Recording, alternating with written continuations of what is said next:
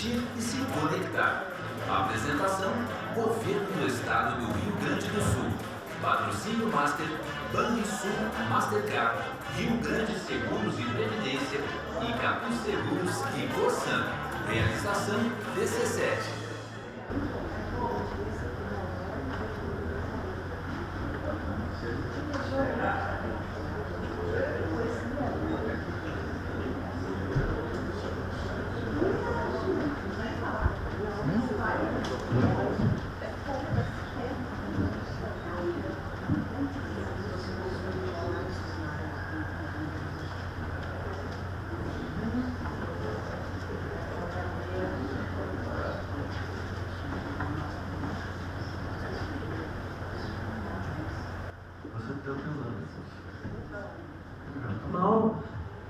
Não, meu querido.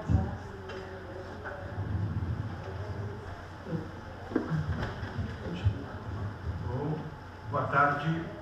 Boa tarde, pessoal. Nós estamos aqui para mais uma mesa, uma roda de conversa dentro do projeto Música e Literatura no Memorial, que integra hoje o Festival Fronteiras. E nós vamos conversar com 4 pessoas que conviveram muito tempo com o Mário Quintana. O Mário, em julho, completaria 120 anos. Então, vamos começar pelo Armindo Trevisan, aqui, também. Bom, não dá para... Eu não vou poder fazer a biografia, mesmo porque as vidas de cada um, senão vai tomar muito tempo da nossa conversa. Mas são 3 grandes escritores: Liberato, escritor, ficcionista, cronista, Faraco de uma coisa, ficcionista, cronista, memorialista.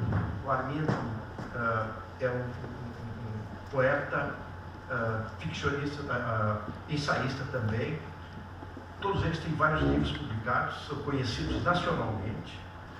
E a Dulce é uma fotógrafa que conviveu muito com o Mário, de perto, nos últimos 10 anos da vida dele, fotógrafa durante muito tempo em Zero Hora, e tem esse livro aqui, com muitas fotos do Mário, feitas por ela, e mais textos do Tabajara Ruas. E do Armindo Trevisan.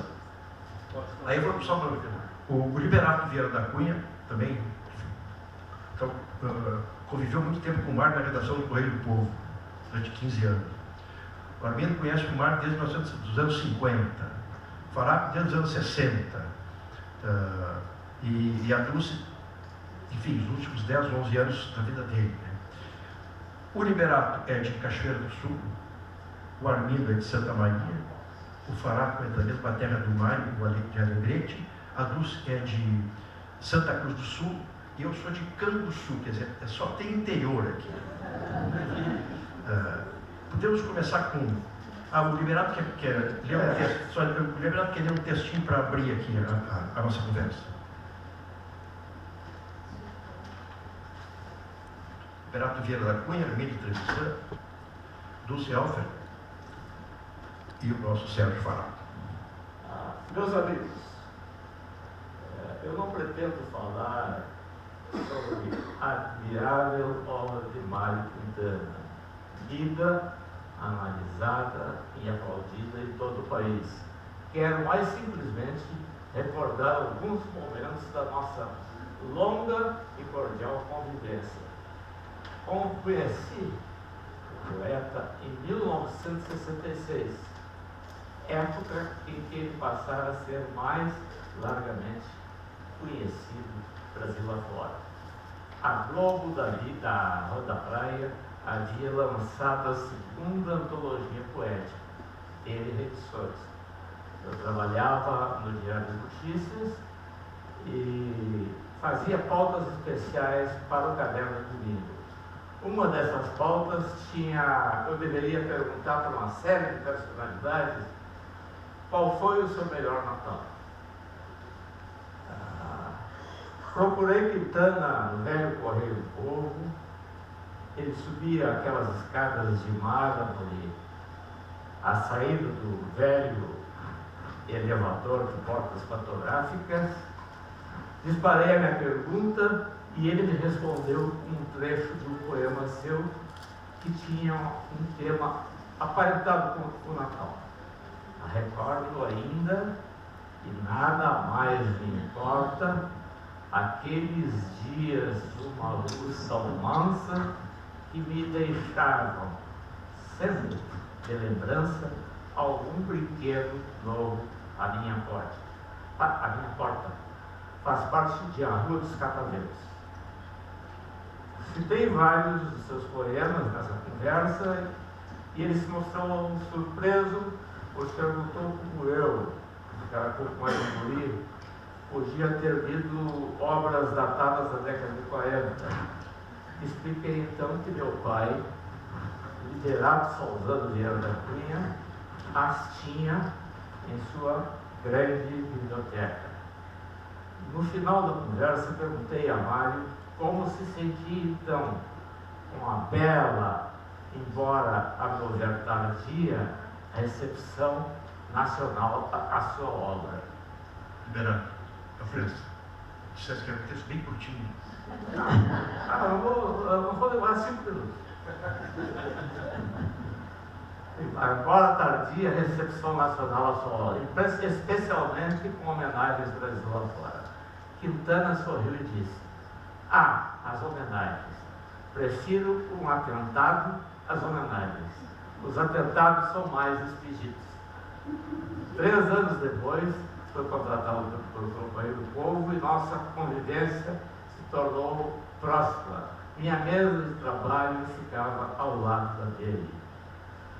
A certa altura, acompanhei de perto os passos de sua candidatura à Academia Brasileira de Letras, desde o momento no qual o escritor gaúcho Gianadu apareceu na redação do Correio e o convenceu de que a vaga seria sua.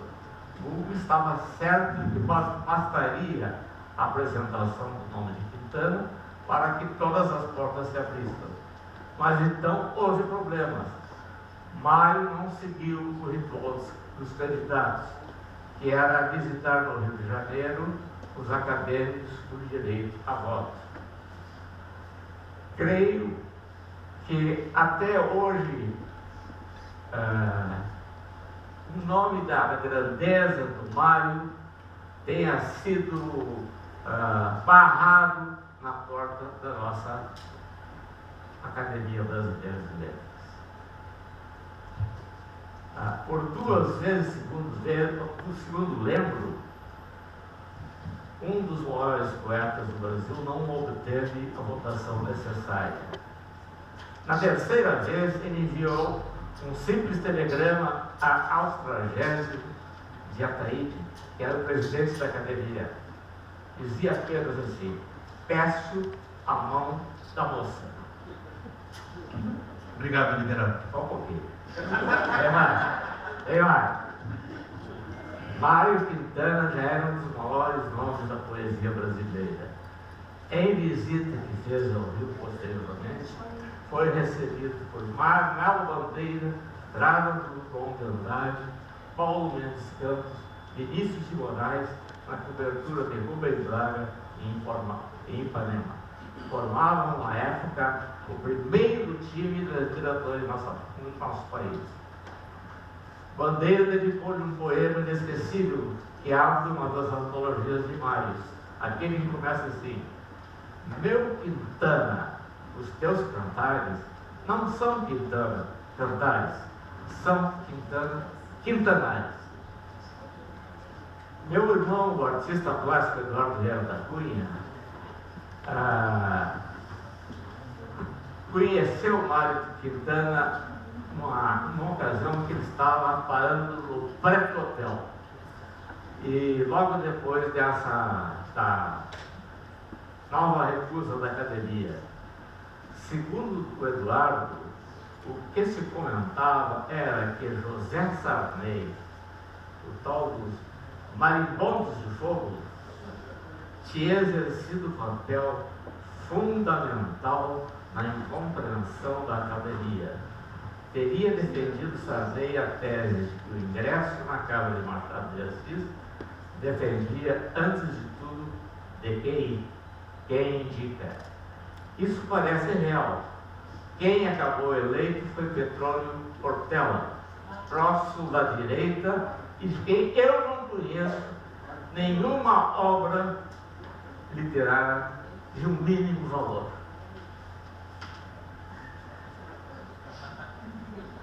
Vamos pular as partes. Obrigado, Guilherme. Vamos começar a conversa agora, tá? Vamos começar a conversa agora. Pedir a combinação de seria uma conversa, né? Não seria uma leitura de discursos. Tá? Então eu peço para o Armindo falar um pouco como é que ele conheceu o Mário e como é que ele conviveu, como é que ele se aproximou e ficou amigo do Mário.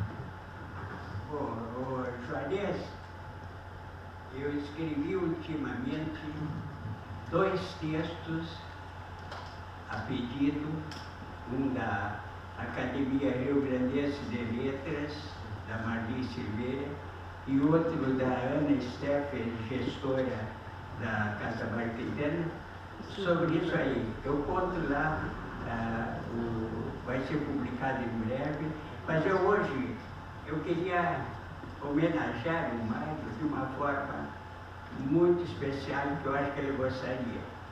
Eu vou ler para vocês um pequeno texto específico sobre um único livro do Mário, que é A Rua dos Catamentos.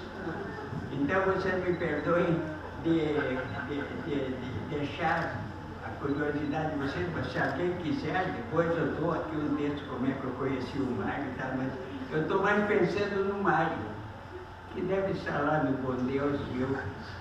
Gozando de uma alegria que nós não gozamos, né? Eu escrevi uma carta para Ana Steffes, não é? E por isso vocês vão notar que tem um sabor de cartográfico, de epístola, né?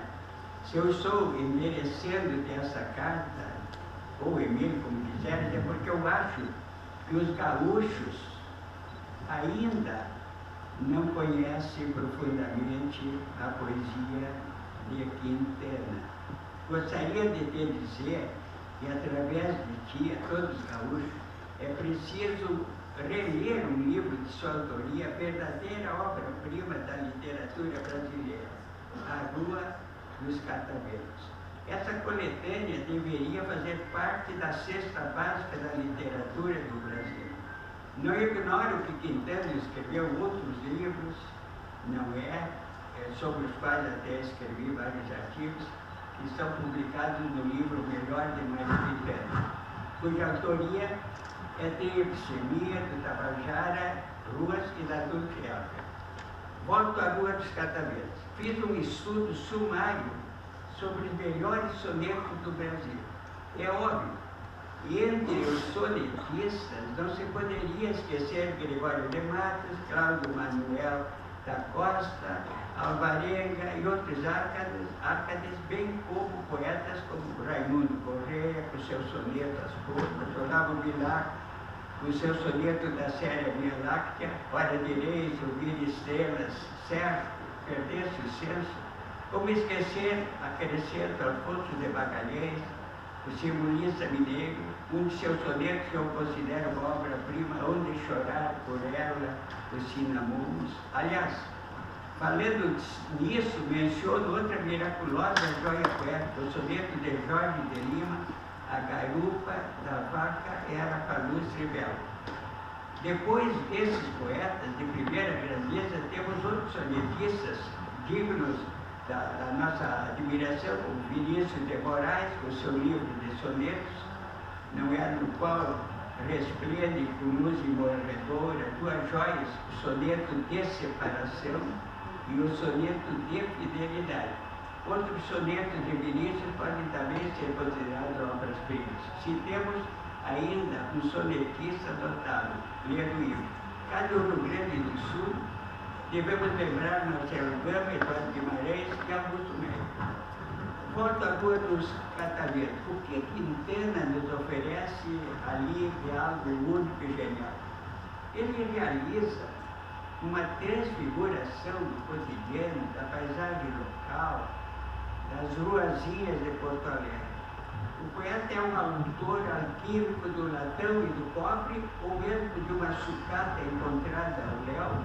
Ele consegue extrair a pedra filosofal de uma filosofia campeira de muita agudeza, mesclada com a citadina, que lhe permite revelar um humor que o torna uma sorte de sagrado do campo. Será que alguém do Rio Grande do Sul, e mesmo no Brasil, escreveu um soneto como o soneto de 17, da vez primeira que me assassinaram, perdi um jeito de sorrir que eu tinha, depois, de cada vez que me matarem, foram levando qualquer coisa minha.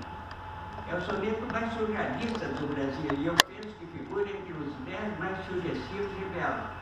Menciono outro soneto que já foi mencionado, eu recordo ainda, nada mais me importa. Não me refiro aos sonetos de Quintana, que são em outras coletâneas, como Autorretrato e muitos outros. A Rua dos Cataventos não é um poeta, ao fim da leitura dos sonetos da Rua dos Cataventos, sente até vontade de regredir ao passado, de voltar a andar como poeta por todos os becos de Porto Alegre, perdida, creio que para sempre, quando Quintana podia escrever, sonhar e acordar-se para dentro. De súbito me vejo em pleno sonho, e no jogo em que todo me concentro, mais uma carta sobre a mesa ponho. Quintana é desses poetas que, quando eles morrem, Deus, por assim dizer, descobre que poderiam ser estrelas não no firmamento, que já está suficientemente estrelado, mas no coração das pessoas. Obrigado. Obrigado. Passar a palavra para o Sérgio Faraco. Eu conheci o Mário em 67. Quando ele foi a Alegrete, eu trabalhava em Uruguaiana, nos fins de semana eu ia a Alegrete. E quando ele foi a Alegrete para inaugurar a pedra aquela, onde foi gravada a frase, né? O engano em bronze, o engano eterno. Aliás, 67, não, 68. E depois, nesses anos todos, nós convivemos bastante, assim, com intervalos. Às vezes, ficávamos 2 ou 3 meses sem nos vermos. E quando eu comecei a colaborar no Caderno de Sábado, do Correio do Povo, nos anos 70, primeiros anos 70, bom, aí nós passamos a nos ver, eu diria, intensamente, né? Porque eu, além de colaborador do Caderno de Sábado, eu tinha uma coluna no Caderno de Sábado que chamava Lugar do Conto, né? Então, eu estava sempre na redação, né? E continuamos nos vendo até pouco tempo antes da morte dele, né? Eu sempre entendi que ele teve 3 períodos distintos na vida dele, né? O primeiro foi quando ele veio para Porto Alegre, né? Depois que ele participou da Revolução de 30, né? Andou pelo Rio de Janeiro. Ele foi a pior fase da vida dele, né? Foi a fase em que ele começou a beber, né?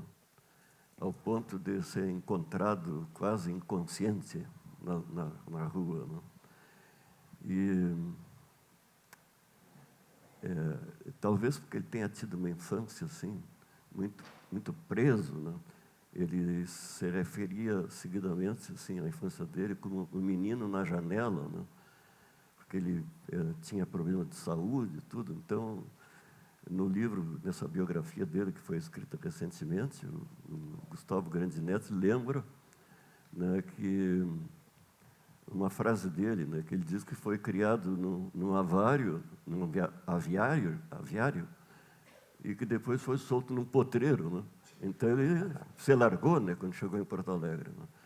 Ele era muito amigo do Décio Escobar, que era um poeta, que era um estroina, né? Como o Mário se tornou depois também, né? Então ele costumava se encontrar com o Décio na casa do estudante, aqui na Riachuelo, e saíam para beber, né? Em bares assim, de última categoria, né? Então, numa ocasião, eles estavam voltando para casa, embriagados, né? Viram uma carroça de um verdureiro ali. Provavelmente o verdureiro tinha entrado em algum edifício, a carroça estava sozinha ali. Eles soltaram o burro e levaram lá para casa os estudantes, né? Querendo dizer que aquele lugar era o lugar dos burros, né? Lá na casa dos estudantes, né? E depois, já assim, nos últimos anos, né? Eu costumava, nas sextas-feiras, buscá-lo, né, em casa para passear com ele, porque não queria mais sair do hotel, né? Então, eu levava a Ipanema, eu levava os Jangadeiros, né, na casa de algum amigo, né? E uma ocasião ele me pediu para que eu levasse à casa do Érico, porque o Érico tinha feito aniversário e ele não tinha nem telefonado para o Érico, né? Então, eu disse, não, tudo bem. Não. Aí, só que eu disse, tudo bem, e me esqueci daquilo. Não. Aí um dia eu estava entrando no Correio do Povo, aquele corredor ali, e ele ia saindo da redação, e aí eu me lembrei, disse, olha, eu vou providenciar. Eu disse, não quero mais, acabou, não quero mais. Ele disse, não, eu te levo lá, não, te levo, vamos combinar, eu vou telefonar para o Érico agora. Não.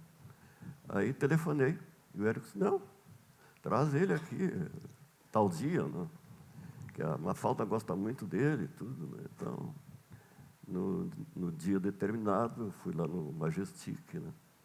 Ele namorava lá. E fomos juntos, então, à casa do Érico, né? Aí, quando nós chegamos lá, ele estava o José Otávio Bertazzo, que era o editor de ambos, né? E começamos a conversar e ele não falava, né? Então, quando diziam alguma coisa para ele, ele respondia assim, monossilabicamente, né? E eu comecei a ficar constrangido, né? Porque pensei, bom, o Érico vai pensar que fui eu que insisti para vir aqui, né, com ele, né? E, bom, aí a Mafalda deu de presentes para ele umas meias, né? Ela costumava dar meia de presentes, essas meias de inverno, né? E já tinha dado umas quantas antes, né? E aí ele disse, a Mafalda pensa que eu sou uma centopeia, né? Foi a primeira vez que ele falou mais, né, naquele momento, né? Bom, e lá pelas tantas, eu já estava envergonhado com o silêncio dele, né? Eu convidei ele para ir embora, né? Bom, aí o Érico nos levou até o portão, né? E quando nós entramos no carro, e o Érico, depois do Érico entrar, eu disse para ele, mas e aí, né? O que houve, né? Tu me pedes para eu te trazer aqui e fica zangado porque eu me esqueci, agora já aqui não fala, né? E aí ele diz assim, o que eu vou falar? Eu venho aqui para falar mal do Bertazzo. Chego aqui e encontro o Bertazzo. Essa história da centopeia está num livro que eu escrevi só sobre o humor de Mário Quintana, chamado Ora Bolas. Esse livro está lançado pela editora LPM, já vendeu 50 mil cópias. Quer dizer, ele vende livros, né? Mas eu posso passar para a Dulce, lembrando que esses passeios que tu davas com o Mário, ela tem uma história interessante sobre... lembra esse passeio? Tá? E depois conta a tua história de como é que... A história não, o iniciozinho da história, porque a gente vai ter Sim. tempo de conversar depois sobre as continuações das histórias com todos vocês, Sim, tá? Mas tu certamente. pode começar com essa história aí do passeio com o Mário Quintana. Porque o Faraco, assim, eu acho que nós dois eram os que mais encontrávamos o Mário, né?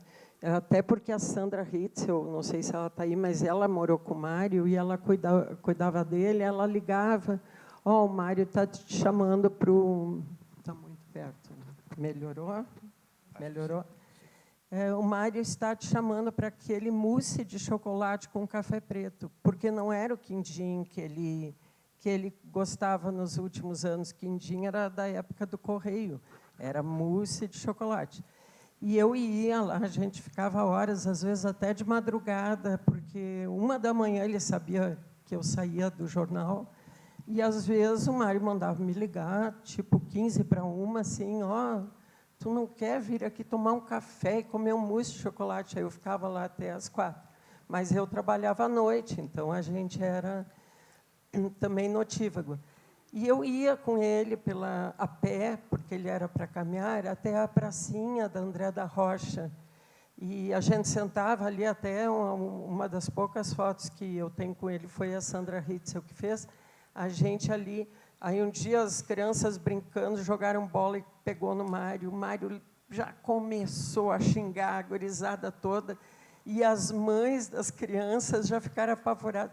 E eu dizia, Mário, todo mundo te conhece, para de xingar as crianças. Mas são mal educados. Mas só um pouquinho, eu te pedi para emendar na história do Faraco. Tá, mas é que isso tem a ver, porque assim, eu ia com ele sempre a pé na pracinha. Aí, às vezes, nos sábados à tarde, eu levava ele para passear com o meu carro. E eu sou muito speed, muito rápida para tudo. Eu fazia um esforço para andar devagar, e eu achava que eu estava andando devagar. E o Mário dizia assim, tu não dirige como eu gosto, quem sabe dirigir como eu gosto é o Faraco. Porque o Faraco, sim, que anda como eu gosto, assim, tu vai me matar. A gente não consigo ver nada. Eu falava, Mário, andar mais devagar do que eu estou, nós vamos a pé. Porque eu não consigo andar mais devagar. Eu olhava assim, a gente estava 20 por hora. E o Mário falava que o Faraco sabia dirigir como ele gostava. Eu não, né? Pode continuar. Continua a tua história. Bom, tem tanta história que se eu começar, nós vamos ficar até amanhã. Porque o Mário me contava horrores. Mas tem vários momentos que a gente vai falar. Bom, então o início tu já deu, né? Mas como é que tu conhecesse a primeira vez ele? Bom, eu conheci o Mário no final de 84, então por isso que eu convivi 10 anos com ele. E eu fui fotografar, eu acho que já pela 0 hora. E ele, na hora, assim, a gente começou a conversar, se deu super bem. Está dando chiado. E aí ele falou assim, vem uma outra hora aqui tomar um cafezinho comigo. Eu falei, venho. Aí ele falou, está falando a boca para fora. A gente nem se conhecia, né? Aí eu falei, não, se eu digo que eu venho, porque eu sou uma pessoa de palavra. Aí eu disse, quer marcar? Quer que eu venha aqui? Tá, depois de amanhã à tarde, porque eu trabalhava à noite. Aí, 2 dias depois, né, eu voltei, já no dia que eu falei que eu iria. A gente tomou o primeiro café e, dali em diante, eu comecei a ir uma vez por semana, porque ele morava ali no Royal, que ele ficou pouquíssimo tempo, né, que existe um boato, aí uma fake, que o Mário foi acolhido e ficou morando às custas de um jogador que a gente conhece. Bom, enfim, não é verdade, porque o Mário, em primeiro lugar, ele não foi expulso do Majestic, ele saiu para morar 4 anos ainda no Hotel Presidente. E saiu do Majestic porque o hotel ia fechar. Sim, foi tombado. Quando o hotel, eu trabalhava na Secretaria da Justiça com o Apple, né? E, então, eu acompanho, eu fotografei o tombamento do Hotel Majestic, né? O Mário saiu para morar, porque foi tombado, foi morar no Hotel Presidente 4 anos, e aí foi para outro lugar, até que ele foi fazer cirurgia de catarata no Clínicas, e aí o tal do jogador foi lá, ofereceu o hotel para morar, e o Mário ficou lá pouquíssimo tempo. O Mário reuniu a imprensa para dizer que ele não era joia para morar em Caixinha. E aí, a Banquiosp bancou para ele o Porto Alegre Residência na André da Rocha, que era muito próximo da minha casa. Eu, na época, eu morava na Lima e Silva, agora eu já estou 40 anos na Alberto Torres, né? Mas, na época, era muito próximo, então ficou muito mais fácil de eu ir lá. E aí, às vezes, eu ia 2 até 3 vezes por semana, ou quando eu tinha que fazer uma viagem longa, eu tinha que ir lá e dizer para ele por que eu estava viajando e quando que eu ia voltar. E o Mário ficava sempre na cama de pijama, com a planilha, e lendo os poemas. E daí ele ainda me perguntava, será que eu já não escrevi uma coisa parecida? Estou com tinta na mão. Será que eu não escrevi alguma coisa parecida? E, às vezes, eu até achava, olha, Mário, acho melhor pesquisar, porque eu já ouvi algo assim. Porque ele elaborava os poemas dele. Sim, ele botava na gaveta e, tempos depois, ia rever o poema e reescrever. Até ano passado, Joás. Vamos voltar com o Liberato aqui, porque essa roda vai assim, para cá. Não, mas só para falar sobre isso, rapidinho, ano passado, a Zero Hora publicou, e foi encontrado um livro com um poema, lembra, Armindo? O Faraco deve lembrar. Um poema inédito do Mário Quintana. E aí publicaram o poema. E daí, na hora que eu li, eu já identifiquei que metade do poema estava num outro, que está no nosso livro. Aí eu ligo para Zero, né, meus amigos lá, e falei, olha, isso aí devia descartar, porque, na verdade, é um poema que ele começou e depois ele mudou. E depois a Zero Hora fez essa matéria do verdadeiro poema. Pode passar. Então, vou continuar a roda. O Liberato, quando, assim... Que historinhas tu tens de Quintana para lembrar alguma coisa assim? Se tu me der tempo, eu vou contar. Eu vou te dar todo o tempo que tu quiser. Não, havia um café ao lado do Correio do Povo, na parte que dava para a Rua da Praia. Era um café que ficava no térreo do edifício Ouvidor. Então, várias vezes ele me convidou para tomar um café ali. E ele tomava uma xícara. Não era cafezinho, era uma xícara de café grande, preto, comia quindins e fumava cigarros Carlton. Numa dessas muitas ocasiões, eu perguntei para ele se agora que ele era um nome conhecido no Brasil inteiro, por que ele não realizava um velho sonho, que era de conhecer Paris? E ele me disse, Liberato, ele botou o dedo assim na testa e disse, Paris está aqui. Quer dizer, ele não precisava mais de ir para Paris. E outra ocorrência muito interessante que eu tive é que, em determinado tempo, nós saímos por volta das 9h30 da noite da redação do Correio do Povo, íamos caminhando até a Livraria do Globo, também ficava na Rua da Praia, e escolhíamos livros em sociedade. Eu lembro da saga dos Forsyth, do inglês John Galsworthy, e da extensíssima correspondência do Aldous Huxley. E um aspecto interessante que eu gostaria de frisar aqui é que isso esta hora da noite, 10 horas, nós voltávamos da livraria, às vezes mais depois das 10, não tinha ninguém na rua. E a gente não sentia o menor temor de estar caminhando por ali. Por quê? Porque Porto Alegre já foi uma cidade segura para se caminhar com um poeta à noite. Infelizmente, não é mais. Ali em volta da Caldo Júnior, da companhia jornalística Caldo Júnior, tínhamos meia dúzia de cinemas. Tinha o Rex, tinha o Imperial, tinha o Guarani, o Cacique. Depois, na Rua da Praia, logo ali adiante, tinha o Ópera. Enfim, tu foste alguma vez ao cinema com ele? Ele gostava de cinema, não gostava? Gostava de cinema e tinha grandes amores, vamos dizer... Greta Garbo. E ele teve uma série assim de amores que eram, como é que se diz? Platônicos. Platônicos. Deixa eu me lembrar aqui, um minutinho aqui. Eu não tenho essa memória fotográfica de todos vocês aqui, eu tenho que estar olhando as coisas. Hein? Deixa eu ver. Ele era muito visitado na redação do Correio do Povo por jovens, algumas dessas jovens extremamente bonitas. E ele as recebia com paciência. E isso aí, acho eu, que deriva de coisas bem anteriores, da paixão por ele, pela Greta Garbo, a grande atriz, e depois pela poetisa Lila Ripoll, pela poetisa Lara de Lemos, e anteriormente, no Rio de Janeiro, você deve saber disso, pela Cecília Meirelles, a quem ele escreveu um poema que começava assim: Senhora, eu vos amo tanto que até por vosso marido me dá um certo quebranto. Armindo,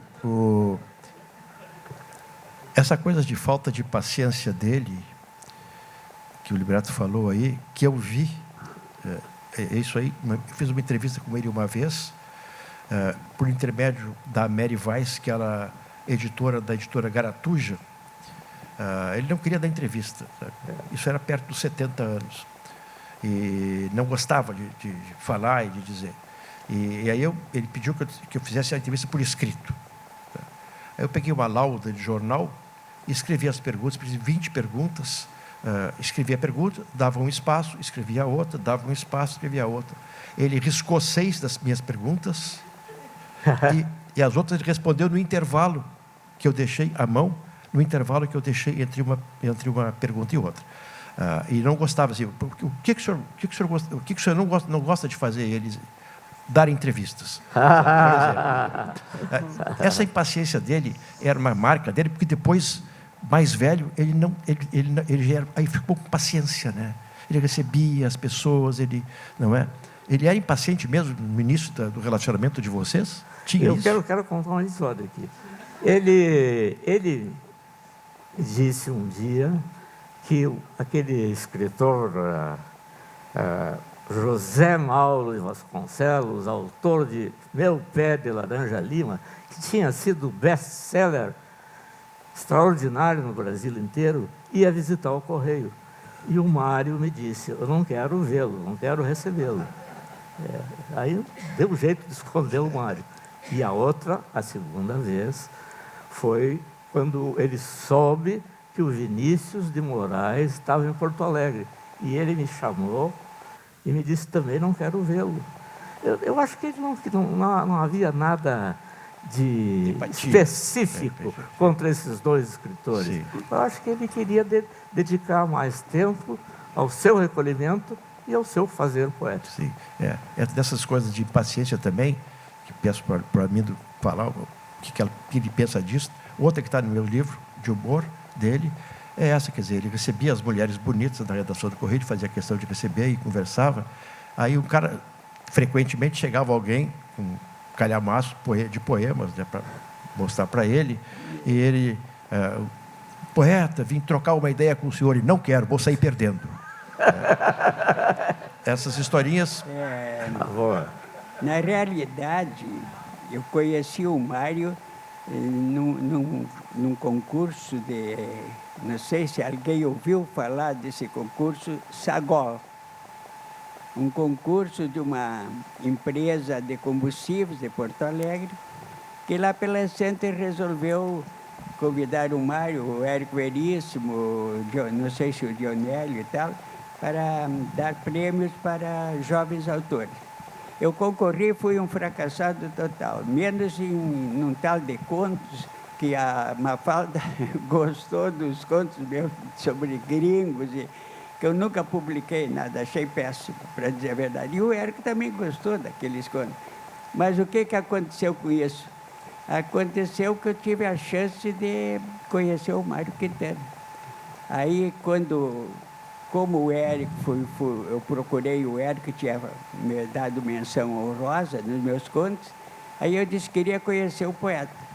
Aí o Érico disse, vai falar com o Tapequara, Nilo Tapequara, que era do Brica-Braca da Vida. Que era o Heitor Brasil Beruti. Era uma coluna no Correio do Povo. O nome dele era Brasil Beruti. Aí eu fui e o Beruti, gentilmente, me disse, ele mora numa pensão, Dona Laura, lá.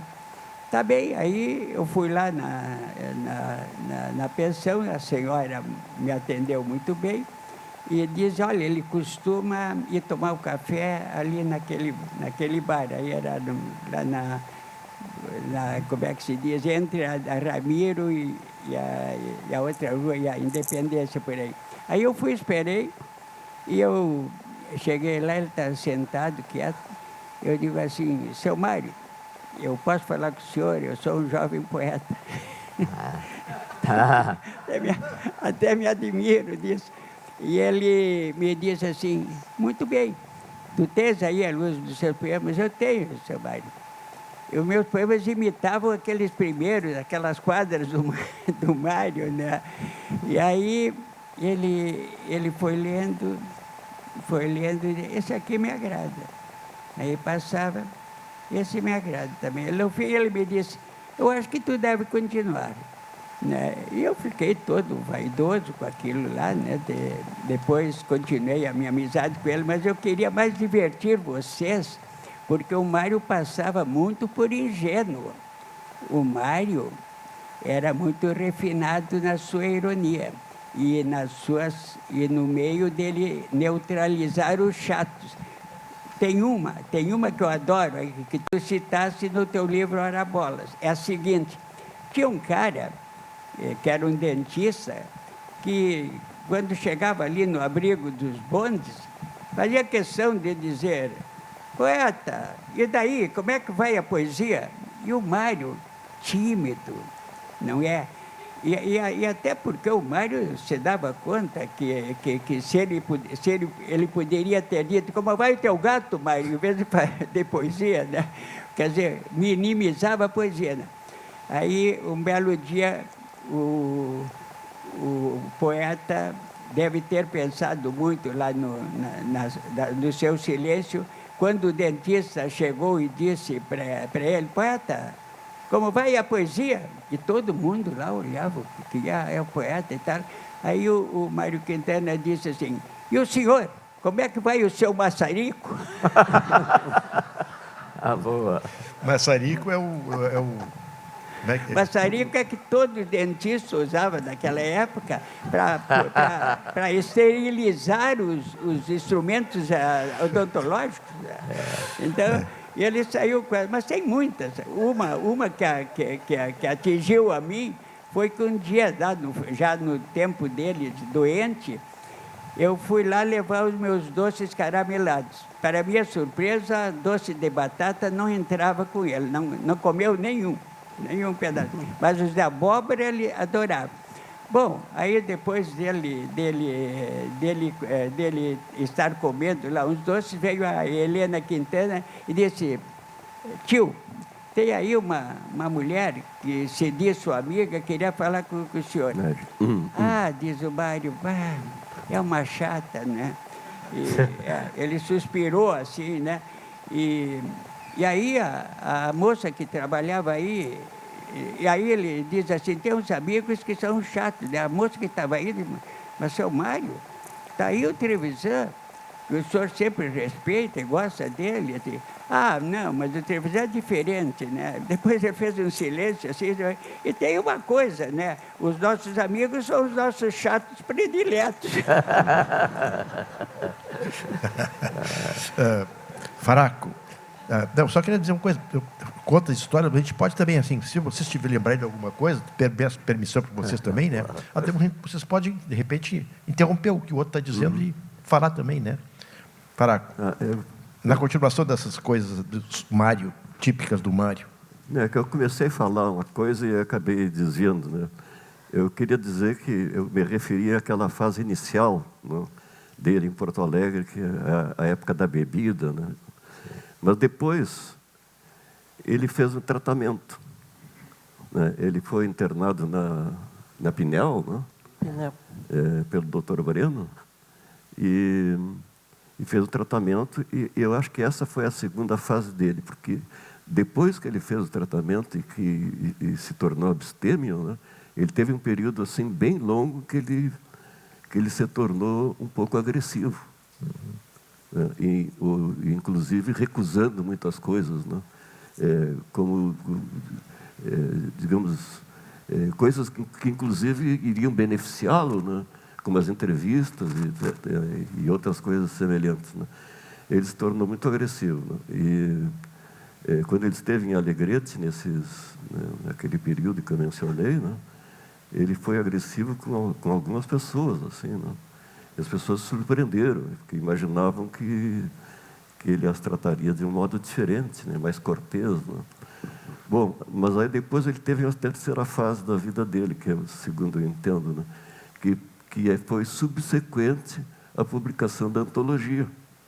Eu acho que aquilo, pela editora Sabiá, aquilo foi um marco na vida dele, né? Porque até então ele era um poeta provinciano, não? Saiu o LP dele também, o LP duplo também, né? Saiu, logo depois da antologia saiu o LP duplo. Saiu o LP. Um vinil que ele reclamava. Sim, mas eu acho que foi a antologia que é o fundamental, assim, porque ele se tornou conhecido praticamente em todo o país, né? Porque a editora essa era do Rubem Braga, do Paulo Mendes Campos e não sei quem mais aí, né? Então ele passou a ser respeitado, né? Coisa que ele não era antes, né? Então eu acho que isso aí contribuiu para mudar um pouco da perspectiva dele, né? E se tornar assim mais gentil com as pessoas, assim, né? Ele se tornou, digamos assim, mais íntegro intelectualmente. Mais assim, seguro. Né? Mais seguro. Mais seguro como poeta e tudo. Então, acho que ele... Né? E eu só vou contar mais um detalhe, assim, uma coisa assim que se relaciona com a obra dele. Em uma ocasião, quando ele estava morando no hotel do Falcão, ali na Marechal Floriano, eu tinha um assunto para tratar com ele. Agora eu não me lembro qual era o assunto, mas eu precisava conversar com ele sobre algo. Aí eu estava com a minha esposa e com a minha sogra, também estava no carro, e eu estacionei em fila dupla, né? Imagina em fila dupla naquela rua ali, né? Eu acho que o terceiro carro não passava ali, né? Então, elas ficaram no carro e eu desci e fui falar com ele, né?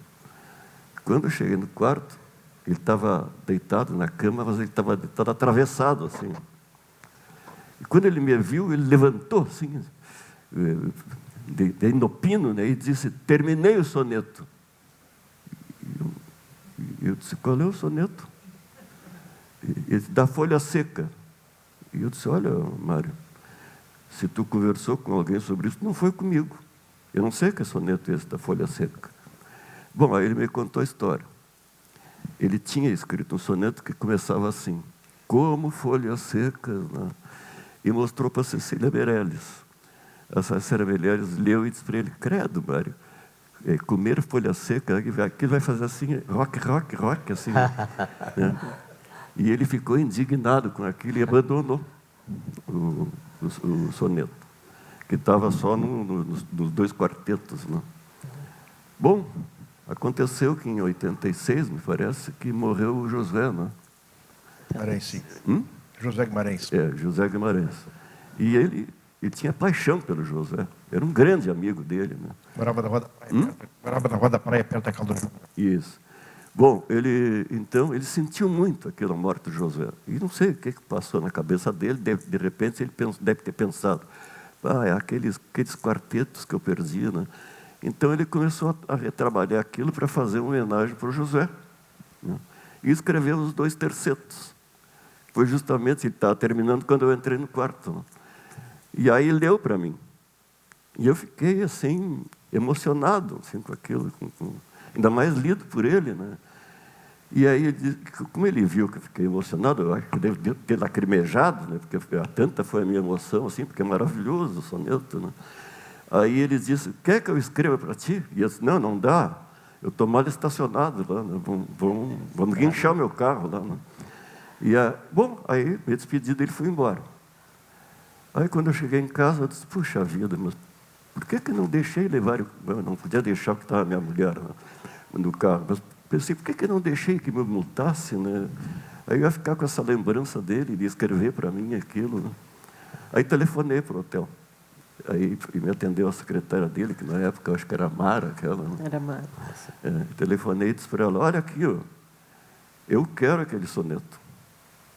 Eu cometi um equívoco em dizer que precisava ir embora. Né? Eu quero que ele faça para mim, que ele escreva. Né? E aí, bom, aí ela deu o recado, né? E passou um tempo, eu falei diversas vezes com ele, nunca mais tocou no assunto. Né? Eu pensei, bom, vai ver que ele não gostou de eu ter recusado, né? De eu não ter querido esperar. Né? E, bom, passou o tempo. Aí saiu aquele livro dele, Esconderijos do Tempo. O último soneto se chama A Imagem Perdida. Está ali, para Sérgio Faraco. Ele dedicou a mim. O problema é o seguinte, eu me engano.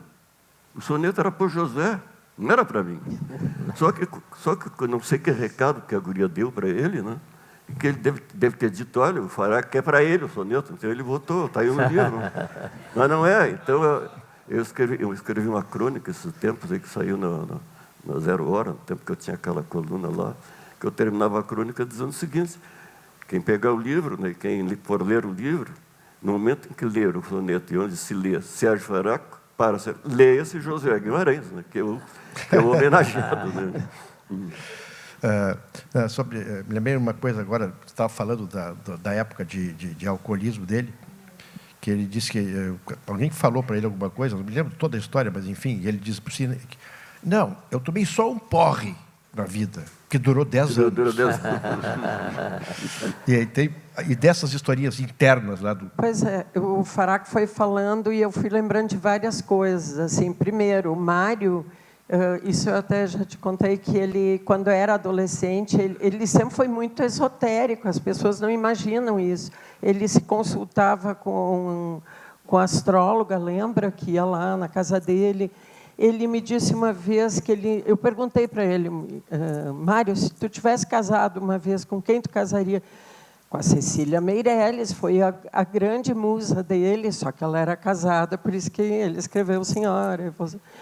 E aí ele diz que a Cecília, assim, bom, tem a história, né? No Rio, que a Cecília fez um chá para ele, um amigo dele, para receber sem o marido. E os dois, para tomar coragem, eram alcoólatras naquela época, foram passando o boteco do Rio, que tem um em cada esquina.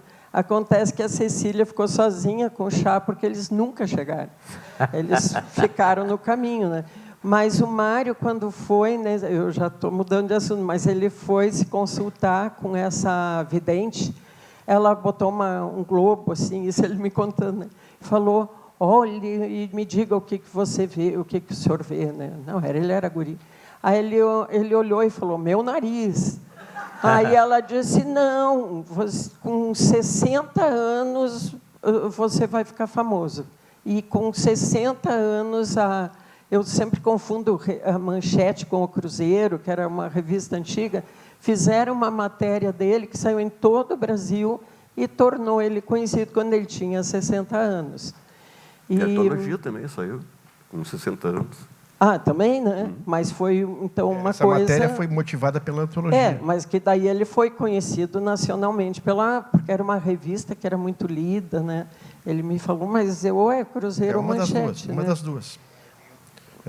Eram revistas semanais. E mais uma coisa, assim, que ele falou que o Mário, às vezes, foi ríspido uma vez, etc. Tal, mas nos 10 anos que eu convivi com ele, comigo, ele sempre foi divertido, ou às vezes ele estava triste, mas ele nunca foi ríspido. Tu era a musa dele, né?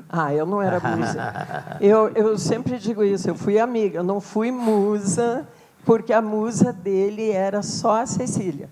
Mas uma vez ele ficou... Ele teve várias eu ia dizer um palavrão, que ele ficou muito bravo comigo, porque eu chegava e entrava no quarto, né? Eu nem batia, a porta estava sempre aberta, né? Era a parte hotel, então a Sandrinha Ritzel cuidava, ficava ali na sala. E aí eu entrei, assim, e ele estava discutindo com a Helena, porque a Helena, que é a sobrinha, que é uma pessoa que cuidou dele a vida toda, a Helena queria viajar. E ele falou, mas e quando vier? Ela cuidava da parte administrativa. E quando vier alguma coisa aqui que eu tenho que assinar, como é que vai fazer, não sei o quê. E ele tinha uns ciúmes que ele não queria que eu falasse com outras pessoas. Ele não queria que eu falasse com a Sandrinha. Ele dizia assim, quando a Sandra entrava no quarto para falar comigo, ele dizia assim, Sandra, nós somos humildes e modestos, então, para tu não alterar nossas qualidades, melhor tu ir sair do quarto. Que eu e ele éramos humildes e modestos. Mas aí eu falei, Mário, deixa a Helena viajar. Caiu o mundo, né? Daí ele falou, e tu é outra, que me prometeu fazer uma foto do poema O Mapa, que está na Praça da Alfândega, e tu não fez, e eu tinha esquecido. Isso tinha sido assim 2, 3 meses atrás. Mas eu também sou esquentadinha, né? O Faraco também é, né? O Juarez também. E aí, deu para ver. Aí eu tinha esquecido, e daí eu fiquei indignada com a cobrança, e eu falei, tá bom, está me cobrando a foto, então eu vou sair daqui e não volto até ter a foto, mas eu não sei quando que eu vou poder ir lá fazer. Pode demorar. E saí, e deixei ele ali, né? E aí foi indo, foi passando, passou uma semana, a Sandrinha Ritzel me liga e diz, o Mário está te convidando para aquele mousse de chocolate com café preto. E aí eu pensei, como é que eu vou chegar lá sem a foto, né? Porque tinha sido... Corri lá para a Praça da Alfândega, com um carro até do jornal, né? Falei, vamos lá, rapidinho. Fiz a foto do poema, do mapa. Eu voltei para o jornal e pedi, alguém amplia aí, nem que seja meia boca, assim, porque era aquelas coisas de jornal, era da época analógico, negativo, ia para dentro da água e já saía pronto. Não ficava o tempo suficiente. Peguei a foto, saí do meu plantão, fui lá para o Mário, com a foto escondida. Aí pensei, eu vou esperar ele falar. Aí fiquei sentada lá, e ele contando e falando, e não sei o quê, e nada de falar da foto, e eu também não. A gente bebeu café, comeu mousse. Aí eu falei, Mário, está tarde, eu preciso ir, né? E daí ele falou, tá, não sei o quê, vê se volta, né? Eu levantei, assim, daí eu fui para a porta do quarto dele, tirei a foto, voltei lá e falei, antes que eu esqueça, botei em cima do colo dele e saí, para ele não me dizer obrigada e não dizer nada, e deixei ele com a foto e me mandei, né? Então, assim, era esse tipo de relação que a gente tinha, né? Liberato. Ô Juarez. Opa. A Sandra Ritzel, né? Era a menina que era acompanhante dele, né? Sim. Muitos anos. Foi. Cuidou dele, né? Inclusive, nos nossos passeios, ela ia junto, né? Sim. E uma vez o Trevisan foi. Nós fomos lá num restaurante em Ipanema. Outra vez foi a Marlene Pastro também. Mas eu quero lembrar uma coisa da Sandrinha. Ele fez uma quadrinha para a Sandrinha, que era uma menina na época, tinha 13 anos, ela começou a trabalhar com ele, ficou 5, 6 anos. Ele fez uma quadrinha para a Sandrinha, era assim, se a Sandrinha for perdida e acaso for encontrada, não deve ser devolvida porque não presta para nada. Liberato. Nós estamos por uma questão aí do horário do Festival Fronteiras, nós estamos chegando no finalzinho já. Tem mais o Liberato e o Armindos para falar, e depois, falta, no caso ali, fariam 2 minutos, mas vamos avançar um pouquinho. Não, eu só queria te dizer, para finalizar a minha parte, que eu me lembro que o Sérgio Faraco era o amigo do Mário mais constante no tempo da redação do Correio do Povo. E este meu amigo aqui também visitava-o lá e ficavam os dois num papo infinito que nunca terminava, né? De todos os poemas do Mário Quintana, eu tenho predileção absoluta por aquele que o Trevisan citou, Da primeira vez que me assassinaram, perdi um jeito de sorrir que eu tinha. Este seria um grande poema em qualquer idioma, em qualquer latitude, desde que, na tradução, não se perdesse o seu profundo senso trágico. Há um outro que tu acabaste de citar, a Dulce acabou de citar. O mapa. Olhe o mapa da cidade como se observasse a anatomia de um corpo. Eu tenho o original, tenho aqui o original desse poema, fotografei. Ah, que bom. Ele me dava muitos poemas, eu fotografei mais de um poema, porque quando ele estava assim de bom humor, era bom chegar e ele recebia muito bem. Né? E só quero terminar com um pequeno... Ter convivido com Mário Quintana foi um dos maiores presentes que recebi em minha juventude. Um presente para toda a vida. Na dedicatória de seu livro Esconderijos do Tempo, tenho aqui também, ele escreveu: ao querido amigo Liberato, com a gratidão do velho poeta Mário Quintana. A gratidão é imensa e é toda minha. Armindo. Vou contar agora algo que mostra também o lado meio enigmático dos poetas. Lá pelas tantas, a minha mulher, que está aí presente, me convenceu de que eu devia ter uma regularidade de encontros com o Mário. Depois de um almoço muito feliz na nossa casa, eu tentei, assim, cada 2 meses, assim, 3 meses, fazer uma espécie de regularização. Mas o Mário me deu todas as razões do mundo para justificar uma hora a doença, ou eu acho que uma hora que um tigre tinha entrado na casa dele, porque ele me deu tudo que foi razão. Aí eu fiquei magoado com isso, e aí quando cheguei para visitar o Érico, que eu visitava normalmente, o Érico me disse, queria saber notícias do Mário. Daí, Armindo, como é que está o Mário? Eu fiquei meio mudo. Ué, não vai dizer que vocês brigaram? Não, Érico, não brigamos, mas acontece que o Mário me deu tudo que foi desculpa, eu achei que estou sendo um chato para ele.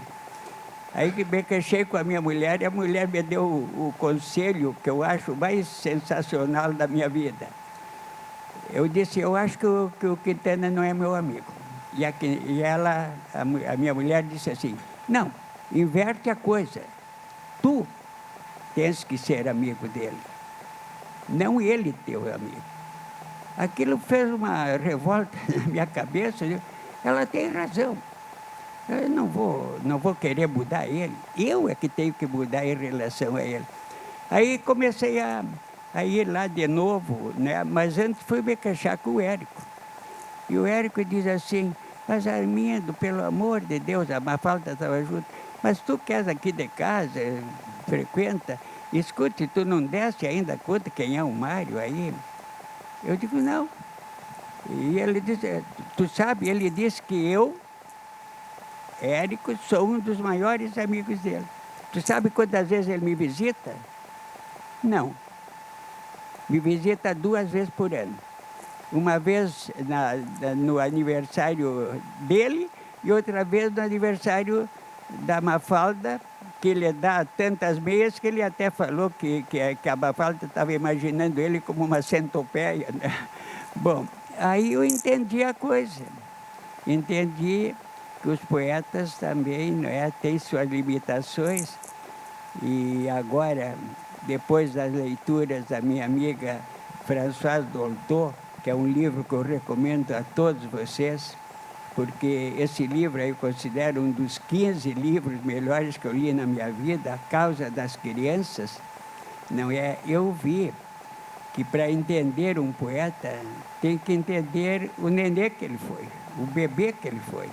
E como diz a Françoise Dolto, não é, na realidade os pais geram uma criança, mas na realidade a vida é mais forte que eles e quem se faz é o próprio bebê e não o pai e a mãe. Daí que o bebê tem que se separar do pai e da mãe na hora oportuna para ter a sua vida. Eu tenho a impressão, viu, sinceramente, depois que eu li a Françoise Dolto, que realmente o Quintana foi um poeta de nascença, porque ela conta aí que na experiência pedagógica, pediátrica, psicanalítica dela, ela encontrou uma criança de 3 anos que já tinha um sentido musical espantoso e não sabia o que era música nem nada, né? Era, como ela disse, era uma música desde nascença. Eu tenho a impressão de que a questão do Mário foi uma questão assim. Nasceu poeta e resolveu ser poeta e se tornou poeta e acabou poeta. Bom, é uma coisa misteriosa, hein? Infelizmente, nós temos que terminar. Iríamos aqui horas pela frente, porque tem... O Quintana é imortal, né? Não entrou para a academia, mas é imortal. Mais imortal que aqueles acadêmicos todos lá. Eu vi que aquilo feriu muito ele. Feriu muito Mário. Então, poucas vezes eu vi um escritor...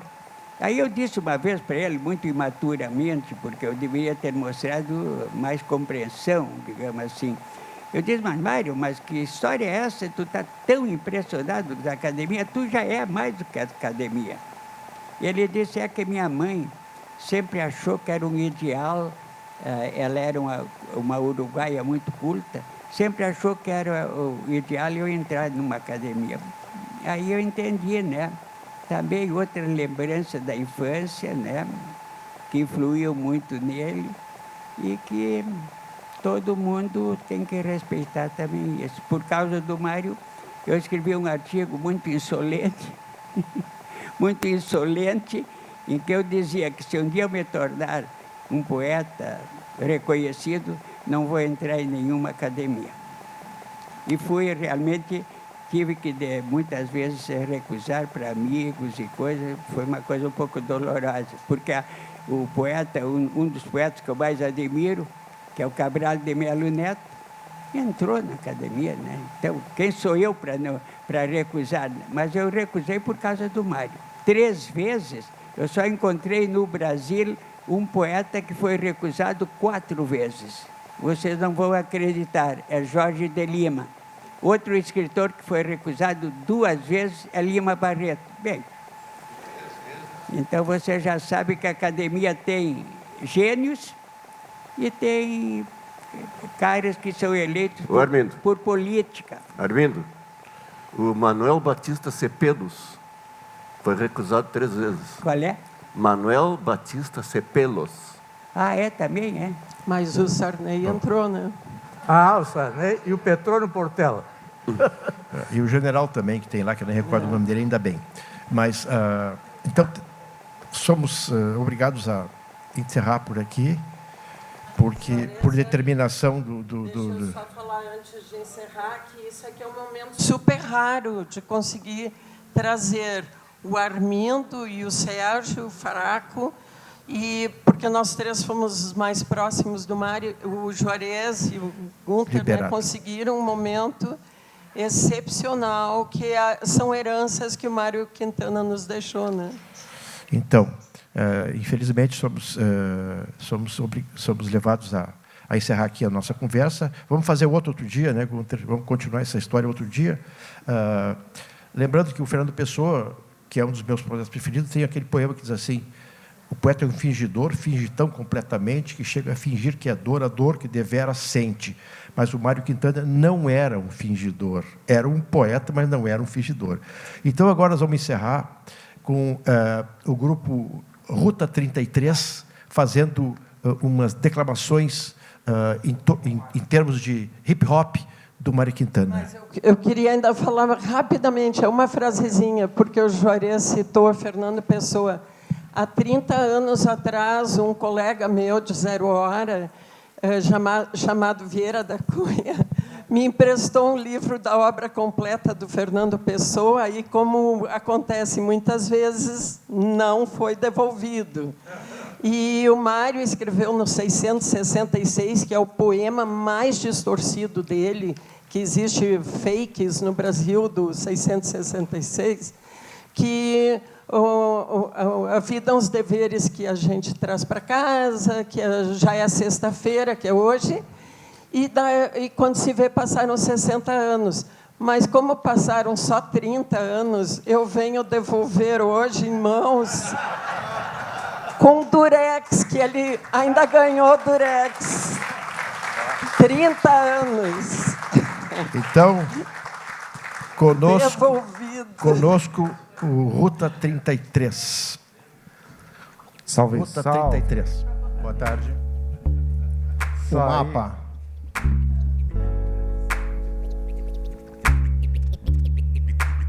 E terminamos desdenhando a caça. Olha o mapa da cidade como quem examinasse a anatomia de um corpo. E nem que fosse o meu corpo.